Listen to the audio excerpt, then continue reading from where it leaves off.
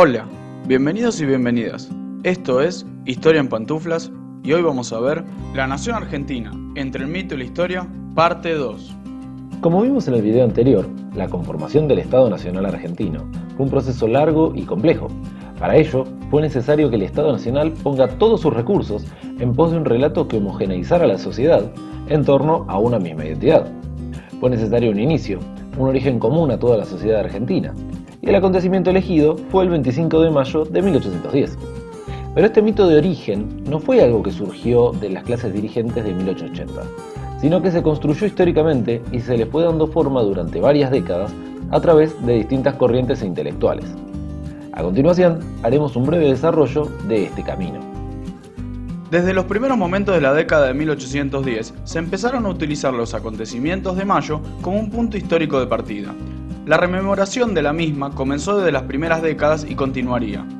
En mayo de 1811 se celebraron las primeras fiestas mayas, haciendo alusión a los acontecimientos producidos el año anterior. Se empezaba a ritualizar la Revolución de Mayo en la vida cívica, que se seguiría reproduciendo con diferentes objetivos y significados en las décadas posteriores. El 1 de julio de 1812, el primer triunvirato, de la mano de su secretario Bernardino Rivadavia, encargó la redacción de la historia filosófica de nuestra feliz revolución.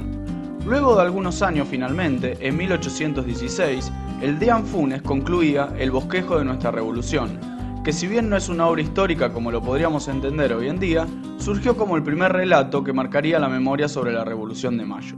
Sin embargo, faltaba mucho para que los habitantes del territorio identificaran estas ideas con el sentimiento de nación argentina que tenemos desde el presente.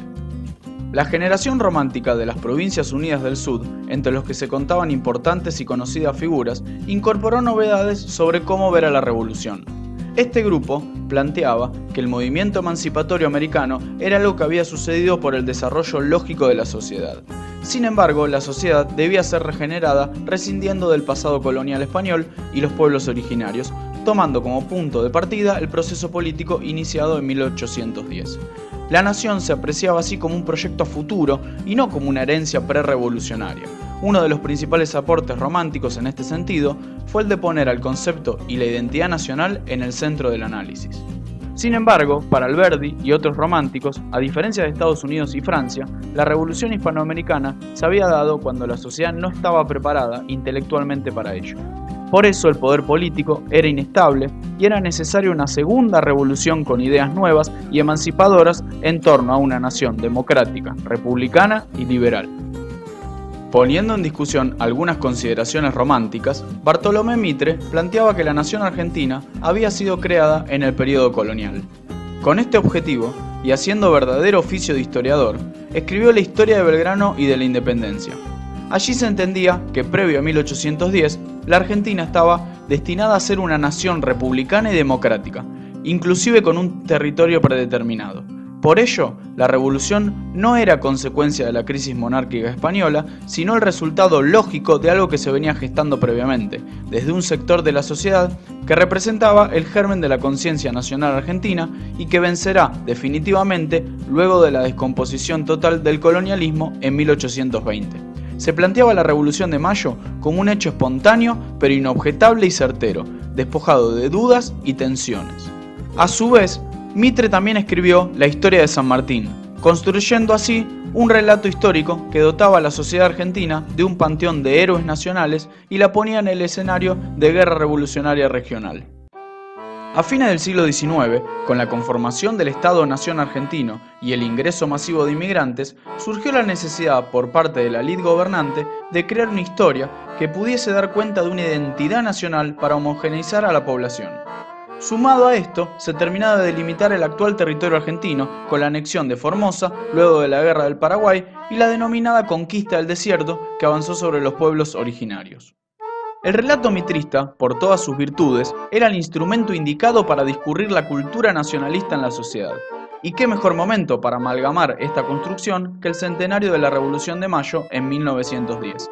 Mientras por un lado se decretaba el estado de sitio por los conflictos sociales provenientes de la imposición de un modelo político, económico y liberal, por el otro se realizaban actos públicos, festejos, se escribían libros y literatura nacional y hasta se dio la visita de la infanta Isabel de España. Fue el momento de grandes inauguraciones de monumentos, estatuas y se realizaban desfiles cívicos, escolares, militares y religiosos que vanagloriaban al 25 de mayo. Desde el Estado, el discurso oficial imponía definitivamente a la revolución como la fundación de la nación argentina. Fue el momento donde se volvió a repensar la identidad nacional y se envalentonó lo hispánico y lo criollo, e inclusive en algunos casos lo indígena. Luego de esto, la interpretación histórica de Mitre no hizo más que naturalizarse en el discurso histórico y nacional de la sociedad argentina como algo inobjetable. Principalmente porque fue el Estado Nacional, con sus instituciones, las escuelas, el ejército y los medios de comunicación, el promotor y legitimador del relato. Y si bien algunas corrientes, como la revisionista, mediante arduos debates ponían en cuestión la historia de Mitre y la mayoría de los historiadores del momento, no discutían a la Revolución de Mayo como mito de origen. Sin embargo, desde 1970 y 1980 surgió toda una profunda renovación historiográfica que puso en cuestión las interpretaciones tradicionales sobre la revolución. Tulio Alperín Dongui y José Carlos Chiaramonte fueron los pioneros en poner en cuestión este mito de origen, es decir, discutir el considerar a la Revolución de Mayo como la expresión de una nación preexistente o que debía constituirse sí o sí como tal. Se puso énfasis en comprender el proceso rioplatense en contexto con la crisis monárquica, añadiendo nuevos elementos de análisis.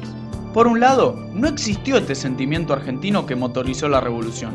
Los contemporáneos, en muchos casos, no buscaron independizarse en un primer momento de la metrópolis. El proceso de Mayo tiene muchas más incertidumbres y provisionalidades de lo que se intentó plantear en un principio. Luego de la independencia, si bien existió siempre la idea de formar algo supranacional, durante mucho tiempo las provincias tuvieron la tendencia a adjudicarse ellas mismas la soberanía, creando sus propios estados provinciales independientes.